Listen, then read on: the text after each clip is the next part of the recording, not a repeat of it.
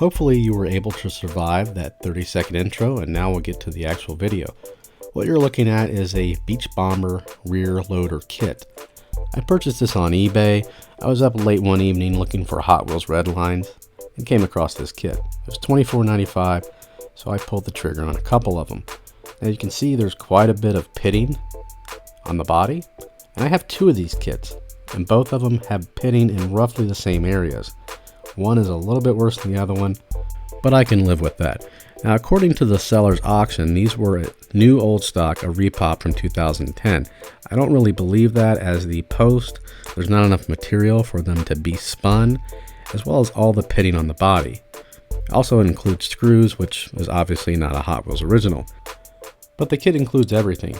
Nice new shiny interior, the base, the body, as well as Redline wheels. You've got your glass, new surfboards, new axles, and of course the screws. Now we're going to start by installing the axles. These can be a little bit tricky. I like to hook one side on, push it forward, and then snap the other side in. Now these only go in one direction. You'll notice there is a little Z-bend in there, and on the base there are two nubs right there, 1 and 2. That Z-bend has to go within those nubs to keep them in place. Next, we will install the wheels. I'm using a little tool that I purchased from Amazon that is specifically for this purpose. It makes installing these Redline wheels a lot easier. It holds the axle in place so you're not bending it, and you can just push the wheels on a lot easier. I'll link that in the description below. Now look at the slop on these wheels. What this is, the bearings are a little bit too big for the axles, which also leads me to believe this is not a Hot Wheels repop. Very sloppy, not a whole lot I could do about it, aside from getting new axles, bearings, or both. Now this is going to be a really simple build, so we're going to prep for paint. We're going to clean the body with some mineral spirits, then rinse it off with warm soapy water, and then start shooting the paint.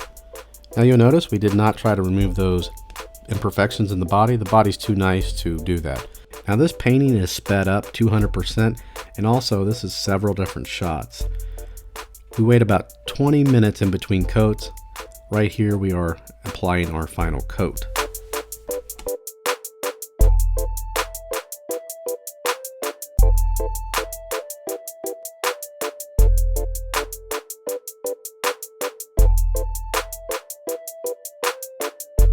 And the final color is root beer. This is Spectraflame. I've had this for a while and haven't had an opportunity to use it. I figured this would be the perfect opportunity. Everyone paints them pink, so let's be a little bit different, because pink is the rare $125,000 Hot Wheel. Now you will see those imperfections in the body. I did not remove those, and unfortunately with Spectraflame they will show through, but overall the paint looks excellent. There's no clear or polish. Now it's time to assemble. This is not a reassembly, this is brand new. We start with the glass, move on to the interior, which was really difficult to get in there. It's really tight. It's almost like the body is too narrow for it, but it does go in. After this, we'll go ahead and install the base. Now you may notice we did not drill holes in the body for the base. There's a few reasons for that. Number one, it fits really tight without the screws. I mean, it's not going to come apart unless you launch it off some jumps, but we're going to use some little beads. Pick these up on Amazon. We're going to glue them in place and put them over where you would normally see the spun post or rivet. It adds a finishing touch and does keep it in place. And those were purchased from Amazon. I'll be sure to link those in the description, just like all the other tools we use in this video. Now here is the body from the other kit. Again, I purchased two kits. This was the worst of the two. I decided to use the nicer one for the YouTube video because it is for a video, and the other reason we're using the nicer one is this will be the giveaway for the Patreon supporters for the month of October. So if you are a supporter, via Patreon, this will be the October giveaway. And I wanted to give away the nicer one, and the not so nice one could be customized and given to my grandson, like all the other ones are. Speaking of Patreon, I'd like to thank my top patrons, which are Henry Harkreader, Corbin Toll, Gary Burke, and Hot Wheels Guy. Thanks again, guys. I really appreciate it. I appreciate all my Patreon supporters as well as all my YouTube supporters.